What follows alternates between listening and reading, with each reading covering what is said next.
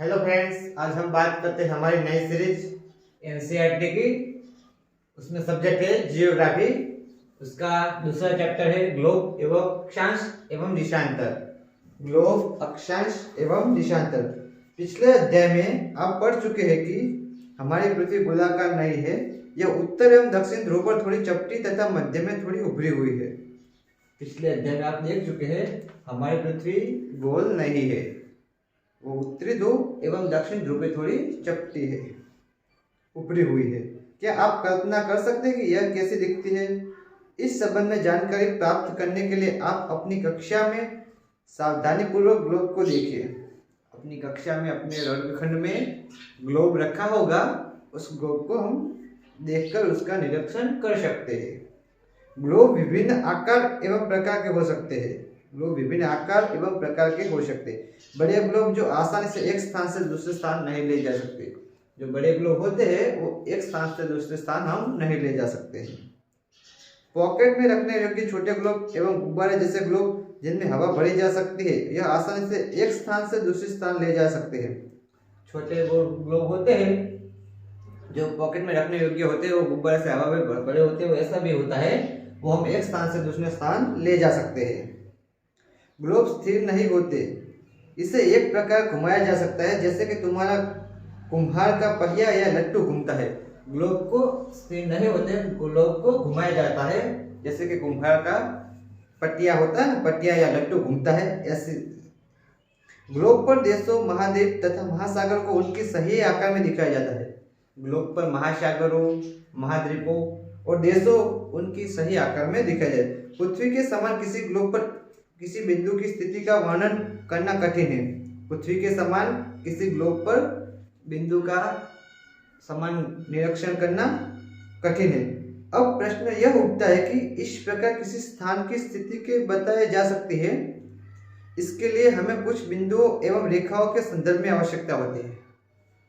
आपको मालूम होगा, इसके लिए हमको कुछ बिंदु एवं रेखाओं के संदर्भ की आवश्यकता होती है। आपने सुना? अब प्रश्न यह उठता है कि किसी स्थान की स्थिति कैसे बताई जा सकती है।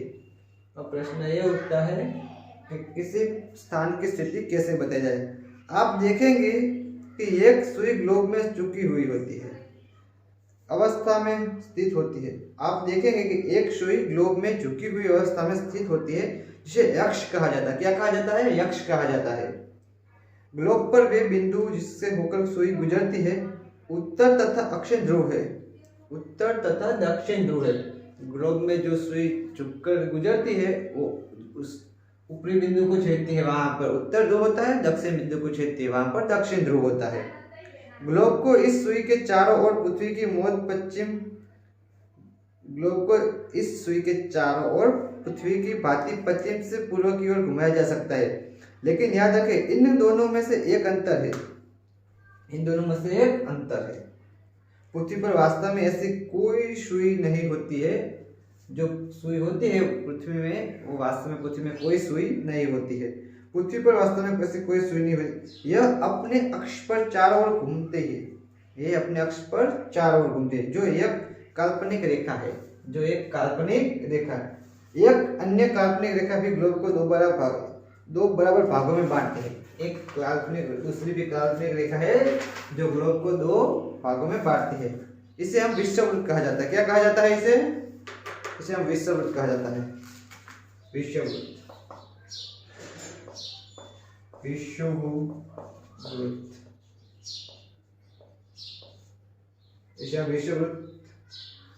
इसे हम विषुववृत्त कहा जाता है।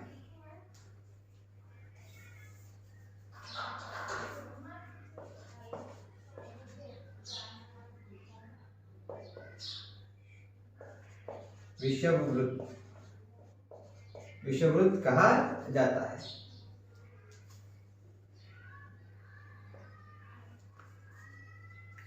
पृथ्वी के उत्तर में स्थित आगे भाग को उत्तरी गोलक तथा दक्षिण वाले आधे भाग को दक्षिणी गोलक कहा जाता है। पृथ्वी जैसे कि देखो,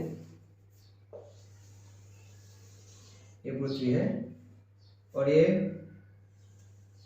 0 अक्षांश मीन्स शून्य अक्षांश विषुववृत्त।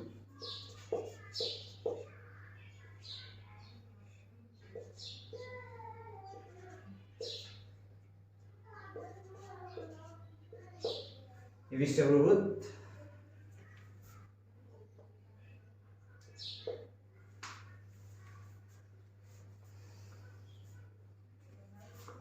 ये भाग को हम उत्तरी गोलार्ध कहते हैं। क्या कहते हैं? उत्तरी गोलार्ध।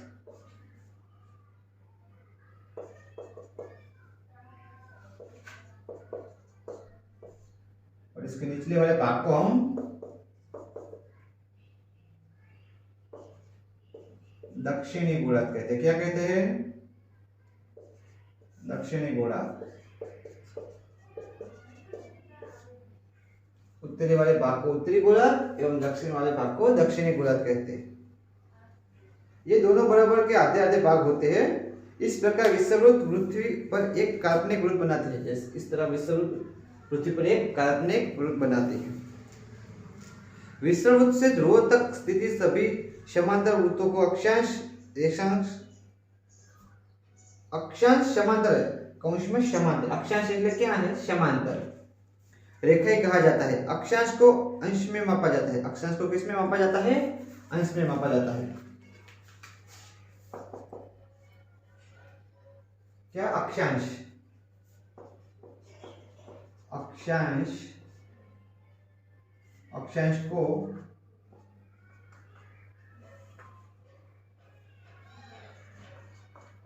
अंश में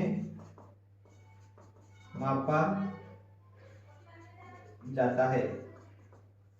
अक्षांश को अंश में मापा जाता है। विषुववृत्त शून्य अक्षांश को दर्शाती है। विषुववृत्त है वो शून्य अक्षांश को दर्शाती है। चूंकि विषुववृत्त से दोनों तरफ ध्रुव के बीच की दूरी पृथ्वी के चारों ओर के वृत्त का 1/4 है। विषुववृत्त की दूरी पृथ्वी की ओर की चारों ओर की 1/4 है। अंततः इसका माप होगा 360 अंश का 1.4 यानी 90 अंश। 360 1.4 यानी 90 अंश। उत्तरी अक्षांश उत्तर ध्रुव को दर्शाता है और 90 अंश दक्षिणी अक्षांश ध्रुव को दर्शाता है। 90 अंश उत्तरी अक्षांश उत्तर ध्रुव को दर्शाता है, 90 अंश दक्षिणी अक्षांश दक्षिणी ध्रुव को दर्शाता है।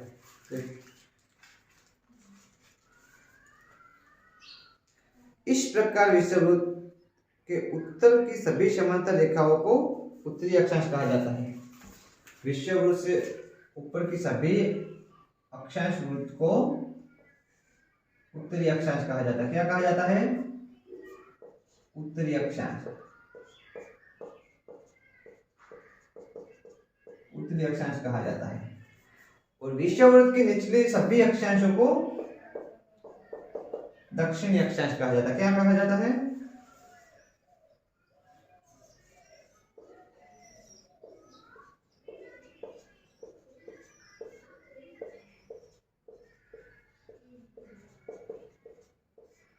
दक्षिणी अक्षांश कहा जाता है। क्या कहा जाता है?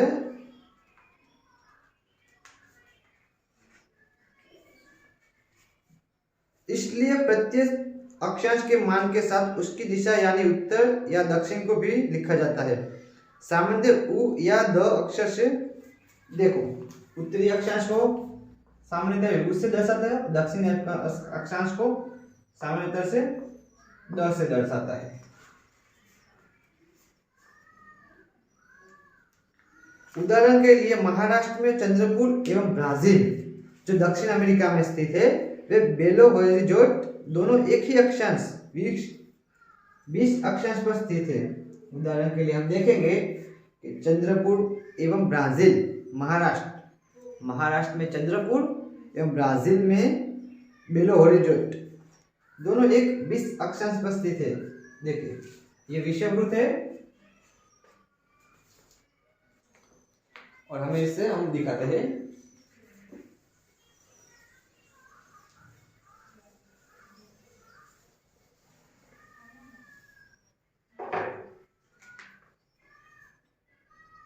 ये हमारी पृथ्वी है और बीच में से गुजरता है विषुववृत्त जिसे हम जीरो अक्षांश के नाम से भी जाने जाते हैं। और ऊपर से गुजरता है कर्कवृत्त और ये होता है मकरवृत्त। कर्कवृत्त 23.5, 23.5 ऐसे भी लिखा जाता है और ऐसे भी लिखा जाता है कर्कवृत्त।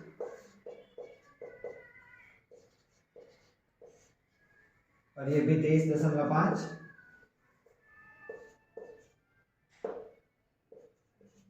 मकरवृत्त। अब हम देखते हैं कि हमारा देश भारत जो कि कर्कवृत्त के बीच में है,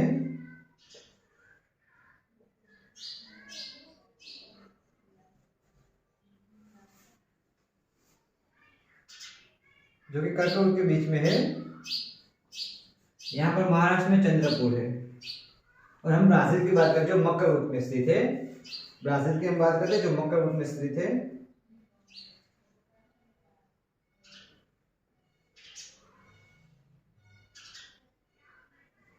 और यहां पर होता है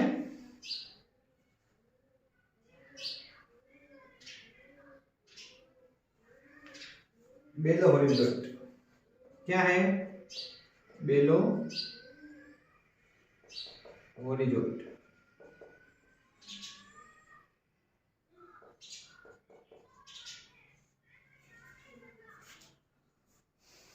और यहां पर है हमारे देश में महाराष्ट्र, और महाराष्ट्र में है चंद्रपुर। क्या? चंद्रपुर।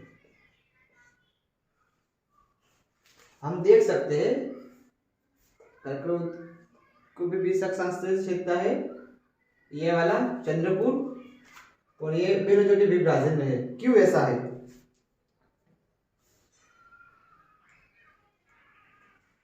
चित्र 20 अंश पर से, लेकिन चंद्रपुर विषुववृत्त के 20 अंश उत्तर में है। जो चंद्रपुर 20 अक्षांश पे है, लेकिन ये विषुववृत्त से उत्तर में है, और ये विषुववृत्त से दक्षिण में है। वो भी 20 अक्षांश पे ही है, बेलो हॉरिजॉन्ट जो ब्राजील में आयला है वो। महत्वपूर्ण अक्षांश समांतर रेखाएं। महत्वपूर्ण अक्षांश रेखाएं विषुववृत्त को 0 अक्षांश से दर्शाया जाता है, 90 को उत्तर ध्रुव से दर्शाया जाता है, 90 को अतिरिक्त 4 महत्वपूर्ण अक्षांश समांतर दिशा दिखाता है। अब हम चारों ओर का नाम लिख देते हैं। यहां पर होता है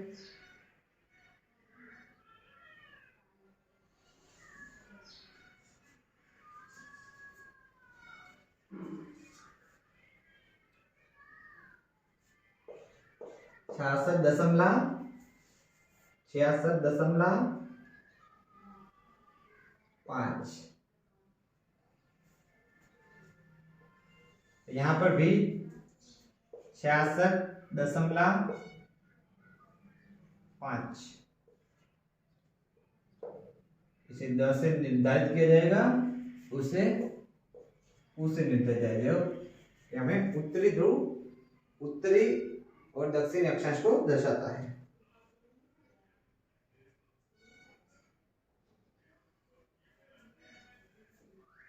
यहाँ पर 90 होगा, यहाँ पर उत्तर ध्रुव,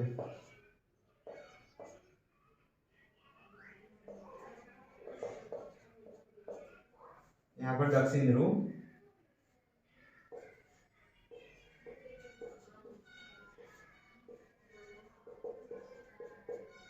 यहाँ पर दक्षिण ध्रुव होता है।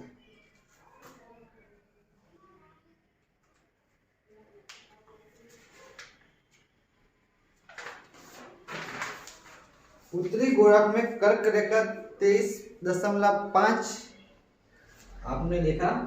उत्तरी गोलार्ध में कर्क रेखा 23.5, दक्षिणी गोलार्ध में मकर रेखा 23.5, दक्षिण गोलार्ध में मकर रेखा 23.5।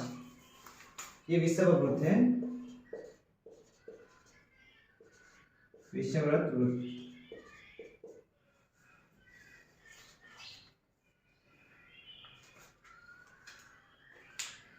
विषुववृत्त के क्या 46.5 में उत्तर ध्रुव होता है।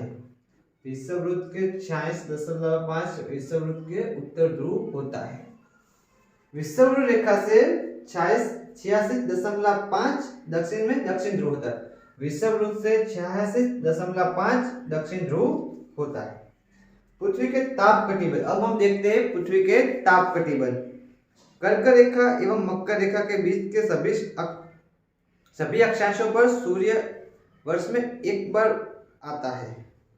कर्क रेखा एवं मकर रेखा के बीच के सभी अक्षांशों पर सूर्य वर्ष में एक बार दोपहर में सिर पर आता, ठीक ऊपर आता है। देखो सूर्य इधर से निकलता है, जैसे कि ये सूर्य है और इधर तक पहुंच पाता है। तो मकर रेखा से कर्क रेखा के बीच में आने वाले सभी स्थानों पर सूर्य दिन में एक बार मध्य के सिर के ऊपर आता है, इसलिए इस क्षेत्र में सबसे अधिक ऊष्मा प्राप्त होती है। देखिए सूर्य यहाँ से आता है, इधर तक आता है, वापस उससे वापस चला जाता है, इसलिए ये क्षेत्र में सबसे अधिक ऊष्मा और इस उसमें पाई जाती है तथा इसे उष्णकटिबंध कहा जाता है। इसे क्या कहता है? कहा जाता है उष्णकटिबंध। क्या कहा जाता है? उष्णकटिबंध। उष्णकटिबंध।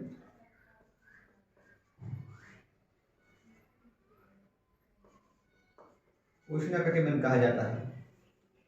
सूर्य मकर से निकलकर कर्क के बीच में रहता है, इसलिए इसे गर्मी के प्रभाव के कारण इसे उष्णकटिबंध कहा जाता है।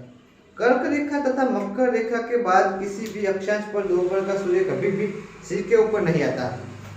कर्क रेखा के मकर रेखा के नीचे के बाद किसी भी अक्षांश पर दोपहर पर सूर्य कभी भी सर के ऊपर नहीं होता है। ध्रुव की तरह सूर्य की किरणों तिरछी होती है। ध्रुव की तरह सूर्य की किरणें भी तिरछी होती है। इस प्रकार उत्तरी गोलार्ध में कर्क रेखा एवं दक्षिण गोलार्ध, उत्तर में ध्रुव वृत्त तथा दक्षिण गोलार्ध में मकर रेखा एवं दक्षिण ध्रुव के बीच वाले क्षेत्र का तापमान मध्यम रहता है, इसलिए हम इसे शीतोष्ण कटिबंध कहते हैं। क्या कहते हैं? शीतोष्ण कटिबंध। देखो कर्क रेखा तथा मकर रेखा के बाद किसी भी अक्षांश पर दोपहर का सूर्य कभी भी सिर पे नहीं आता। ध्रुव की तरफ सूर्य की किरणें तिरछी होती जाती है। इस प्रकार उत्तरी गोलार्ध में कर्क रेखा एवं उत्तर ध्रुव वृत्त तथा दक्षिण गोलार्ध में मकर रेखा एवं दक्षिण ध्रुव वृत्त के बीच वाले क्षेत्र का तापमान मध्यम रहता है। इसका तापमान क्या रहता है? मध्यम रहता है और इसका भी तापमान मध्यम है। मकर रेखा एवं 46.5 का तापमान, दक्षिण ध्रुव का तापमान मध्यम रहता है। इसे शीतोष्ण कटिबंध कहा जाता है। क्या कहा जाता है? शीतोष्ण कटिबंध।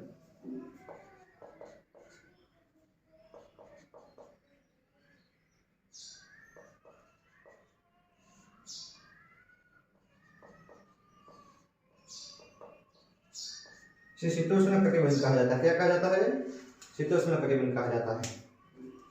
उत्तरी गोलार्ध में उत्तर ध्रुव वृत्त एवं उत्तरी ध्रुव तथा दक्षिण गोलार्ध में दक्षिण ध्रुव वृत्त एवं दक्षिणी ध्रुव के बीच के क्षेत्र में ठंड बहुत होती है, क्योंकि यहाँ सूर्य क्षितिज से ज्यादा ऊपर नहीं आ पाता, इसलिए ये शीत कटिबंध कहलाता है। इसे क्या कहता है? शीत कटिबंध।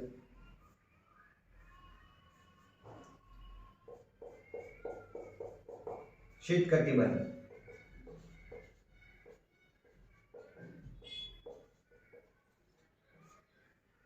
यहाँ पर सूर्य की किरणें ज्यादातर नहीं पहुंच पाती है, इसलिए इसे शीत कटिबंध कहा जाता है।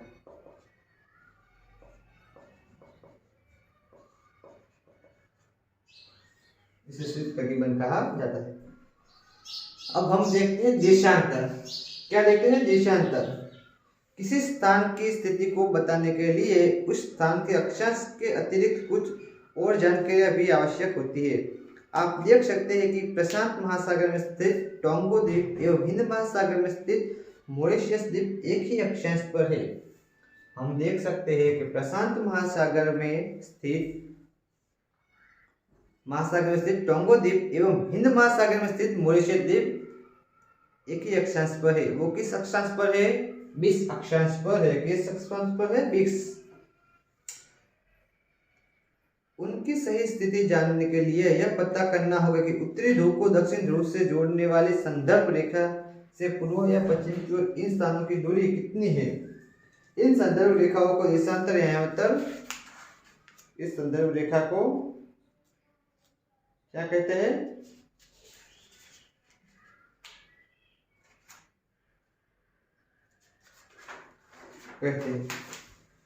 देशांतर आयंतर कहते हैं तथा उनके बीच की दूरी को देशांतर के अंशों में मापा जाता है। प्रत्येक अंश को मिनट में तथा मिनट को सेकंड में विभाजित किया जाता है। प्रत्येक अंश को मिनट में या मिनट को सेकंड में विभाजित किया जाता है। यह अर्धवृत्त है तथा उनके बीच की दूरी ध्रुवों की तरफ बढ़ने पर घटती जाती है एवं ध्रुव शून्य पर शून्य हो जाती है। जो इसकी दिखा है वो ध्रुव तक जाते जाते शून्य हो जाती है और ध्रुव से जिसका अंतर बढ़ता है वैसे वैसे वो बढ़ती जाती है।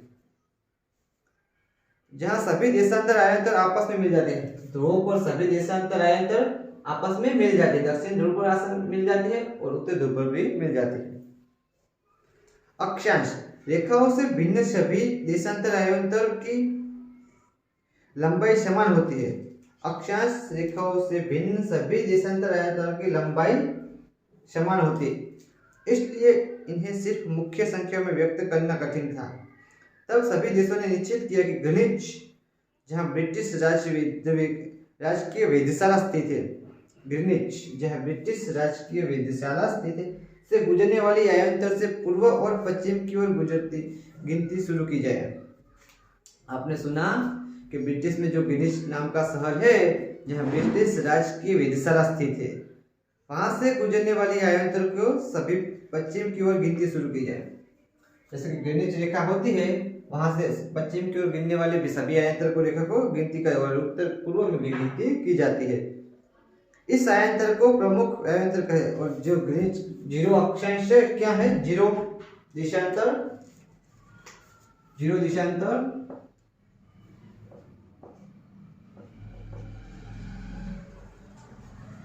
विषय प्रमुख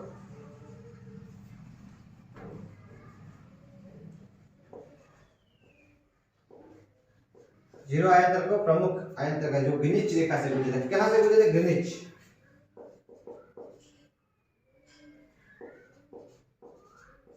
जो ग्रीनिच से होकर गुजरती है।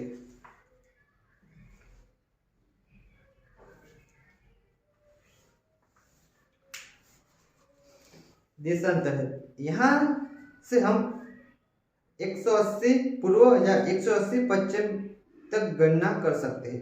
प्रमुख आयंतर तथा 180 आयंतर मिलकर पृथ्वी को दो समान भागों में, पूर्वी गुणत एवं पश्चिम गुणत में विभक्त करती है।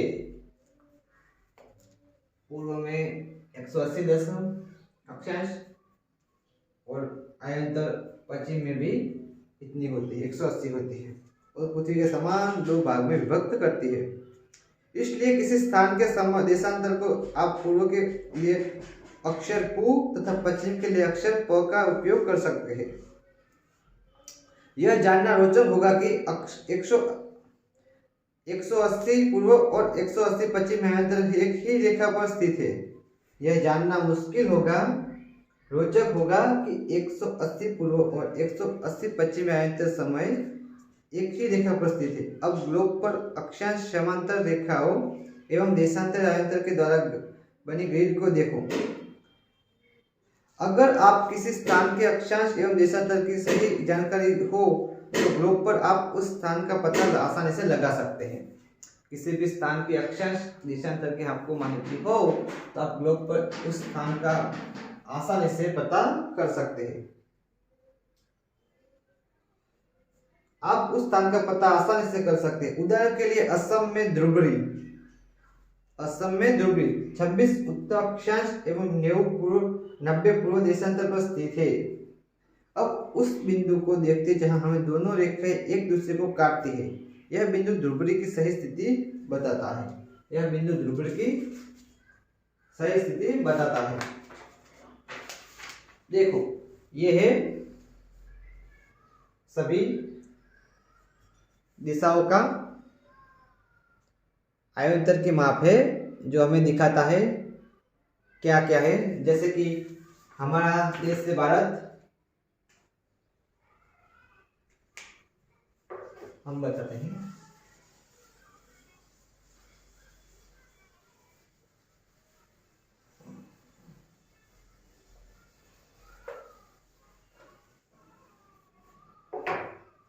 जैसे कि हमारा देश से भारत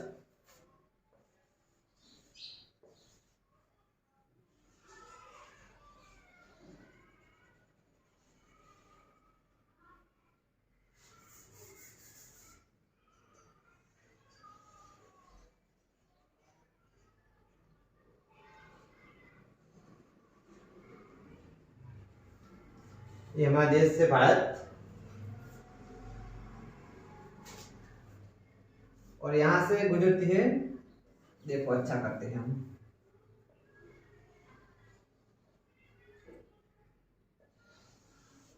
और हमारे यहां से गुजरती है 82.5।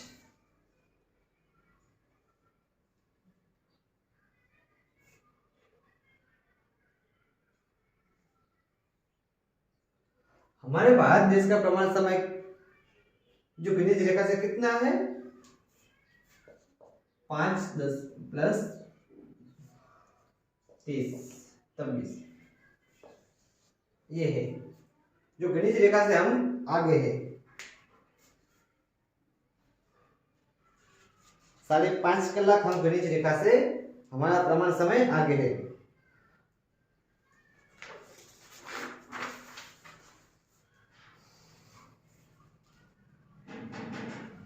अब हम बात करते हैं देशांतर और समय। अब हम बात करते हैं देशांतर और समय। समय को मापने का सबसे अच्छा साधन पृथ्वी, चंद्रमा एवं ग्रहों की गति है। समय को मापने का सबसे अच्छा साधन है पृथ्वी, चंद्रमा एवं ग्रहों की गति। सूर्योदय एवं सूर्यास्त प्रतिदिन होता है, अतः स्वाभाविक ही है कि यह पूरे विश्व में एक समय निर्धारित का सबसे अच्छा साधन है। सूर्य पूरे विश्व में समय निर्धारित करने का सबसे अच्छा साधन है। स्थानीय समय का अनुमान सूर्य के द्वारा बनने वाली परछाई से लगाया जाता है। स्थानीय समय का अनुमान सूर्य के द्वारा बनने वाली परछाई से लगा जा सकता है, जो दोपहर में सबसे छोटी एवं सूर्य के समय सबसे लंबी होती है। दोपहर में छोटी होती है और सूर्यास्त के समय सबसे लंबी होती है परछाई।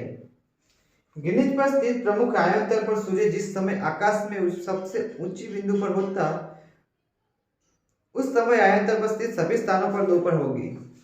देखिए, ग्रीनिच पर स्थित प्रमुख आयतन पर सूर्य जिस समय आकाश में सबसे ऊंची बिंदु पर होगा, उस समय आयतन पर स्थित सभी स्थानों पर दोपहर होगी हो चुकी। पृथ्वी पश्चिम से पूर्व की ओर चक्कर लगाती है। पृथ्वी पश्चिम से पूर्व की ओर चक्कर लगाती है। पृथ्वी कैसा चक्कर लगाती है? पश्चिम से पूर्व की ओर। वे स्थानों को ग्रीनिच के रूप में जाना जाता है। पृथ्वी पश्चिम से पूर्व की ओर चक्कर लगाती है, अंत वे स्थान जो ग्रीनिच के पूर्व में है उनका समय ग्रीनिच समय से आगे होगा, तथा जो पश्चिम में है उसका समय पीछे होगा। समय के अंतर की दर की गणना निम्नलिखित विधि से की जा सकती है। समय के अंतर की दर की गणना निम्नलिखित विधि से की जा सकती है। पृथ्वी लगभग, देखिए हम बताते हैं,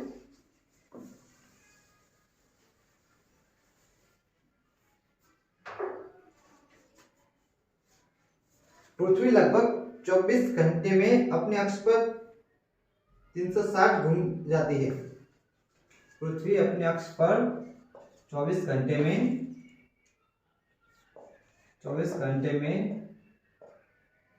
360 घूम जाती है।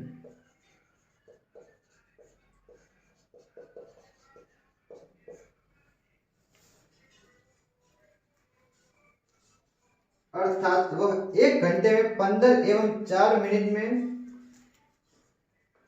एक अक्षांश, वो 1 घंटे में 15, 1 घंटे में 1 घंटे में 15 1 घंटे में 15 अक्षांश को काट लेती है। किसको काट ले? अक्षांश को काट लेती है। तो एवं 4 मिनट में 4 मिनट 4 मिनट 4 मिनट में एक घूमती है। कितनी घूमती है? एक घूमती है। 24 घंटे में 360 घूम बजाती है और 1 घंटे में 15 घूम जाती है। तो 4 मिनट में एक घूमती है, एक बार घूमती है ऐसा। अर्थात ग्रीनिच के समय के 1 घंटा आगे, अर्थात वहां दोपहर का 1 बजा होगा, लेकिन ग्रीनिच से 15:25 का समय ग्रीनिच समय से 1 घंटा पीछे होगा। देखिए, लेकिन ग्रीनिच के समय से 1 घंटा आगे, अर्थात वहां दोपहर का 1 बजा है, तो ग्रीनिच रेखा होगी, जैसे कि ग्रीनिच रेखा है, ग्रीनिच के पश्चिम, ग्रीनिच तथा ग्रीनिच क्या है, ग्रीनिच के समय से 1 घंटा आगे, अर्थात वहां दोपहर का 1 बजा होगा, लेकिन ग्रीनिच से 15:25 का ग्रीनिच समय से 1 घंटा पीछे होगा। ग्रीनिच है, यह पूर्व है और ये पश्चिम है, बराबर। ग्रीनिच के 15 घूम जाते, 15 अक्षांश,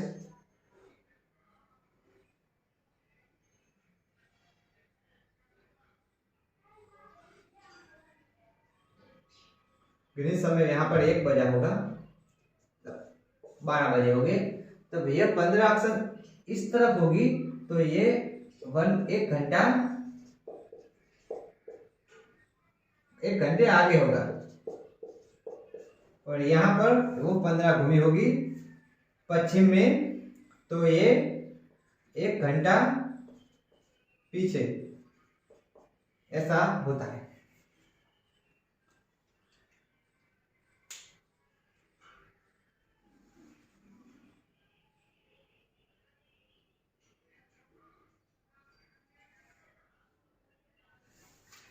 और ये 15 घूमती है, तो पूर्व में क्या समय होगा? देखिए, 15 गुना 4 दशमलव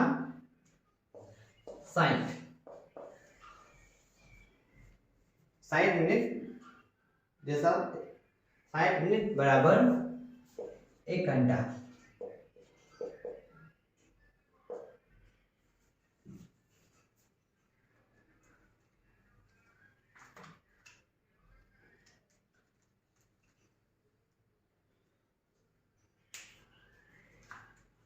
ग्रीनिच के समय से 1 घंटा आगे, अर्थात वहां पर दोपहर का 1 बजा होगा, लेकिन ग्रीनिच से 15:25 समय की ग्रीनिच से 1 घंटा पीछे होगा, वहां पर सुबह का 11 बजा होगा। जो ग्रीनिच से 1 के आगे हो गया होगा, वहां के 1 बजे घंटे में 1 आगे हो जाएगा, 11 बजा पीछे होगा, वहां पर 11 बजे हुए होंगे। इस प्रकार जब ग्रीनिच पर दोपहर के 12 बजे हो गए, उस समय 180 पर मध्यम रात्रि होगी। इसी प्रकार जब ग्रीनिच पर दोपहर के 12 बजे हो गए, जब ग्रीनिच रेखा होगी, वहां पर दोपहर के 12 बजे हो गए, ग्रीनिच पर दोपहर के 12 बजे हो गए, जब इससे 80, इस साइड 80, 180 और इस साइड 180, कितने बजे हो गए? मध्यम रात्रि होगी। क्या होगी? मध्यम रात्रि।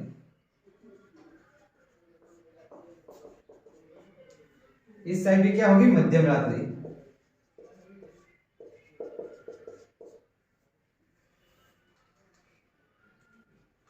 किसी भी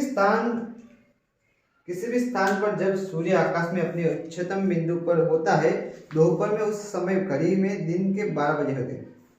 किसी भी स्थान पर सूर्य अपने सिर पर होता है, उस समय 12 बजे होते हैं। इस प्रकार घड़ी के द्वारा दिखाया गया समय उस स्थान का स्थानीय समय होता है। इस द्वारा दिखाया गया समय उस स्थान का स्थानीय समय होता है। आप देख सकते हैं कि यह देशांतर पर सभी स्थानों का स्थान समय समान है। आप देख सकते हैं दिशांतर आए तो सभी स्थानों का स्थान समांतर है। हम मानक समय क्यों नहीं मानते? अब हम देखते हैं। अलग अलग आयांतर पर स्थित स्थानों को स्थानीय समय पर अंतर।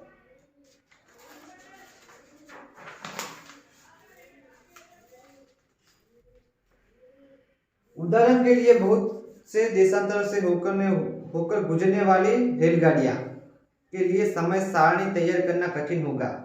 भारत में गुजरात के द्वारका तथा असम के डिब्रूगढ़ के स्थान समय लगभग 1 घंटा और 45 मिनट का अंतर होता है। देखिए, भारत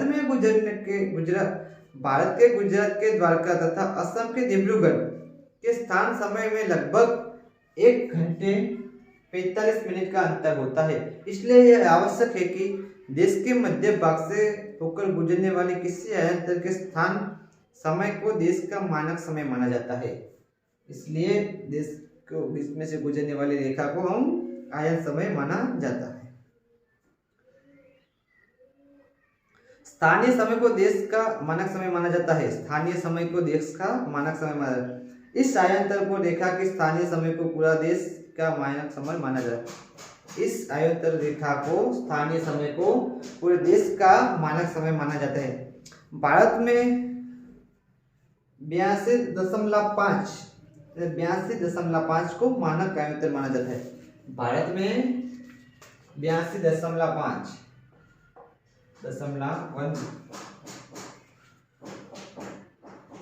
पूर्व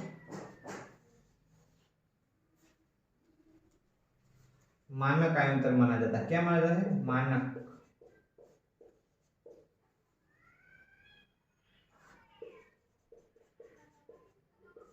मानक आयंतर माना जाता है भारत में।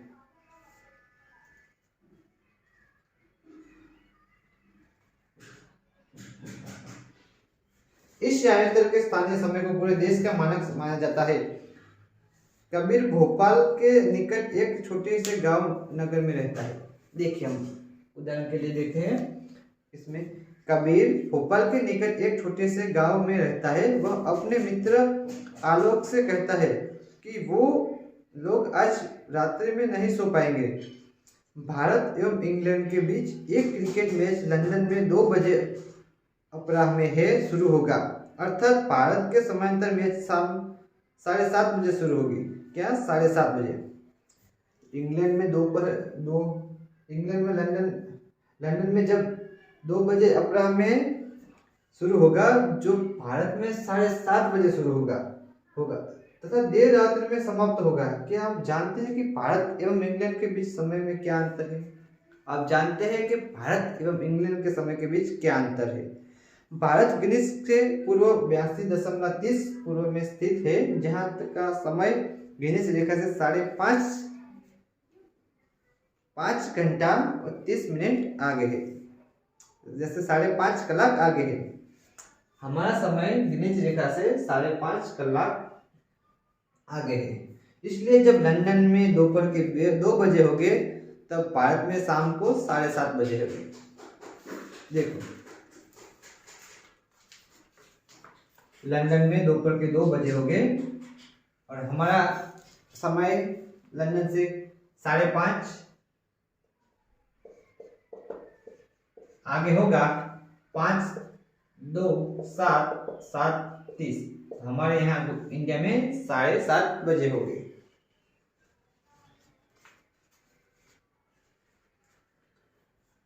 कुछ देशों का देशांतर विस्तार अधिक होता है, जिसके कारण वहां एक से अधिक मानक समय अपनाया जाता है। कुछ देशों का देशांतर समय अधिक होता है, इसलिए ऐसा मानक अपनाया जाता है। उदाहरण के लिए रूस में 11 मानक समय है। रूस का विस्तार बहुत ही बड़ा होता है, इसलिए उसे 11 मानक समयों को अपनाया जाता है। पृथ्वी को एक घंटे वाले 24 समय क्षेत्रों में बांटा गया है।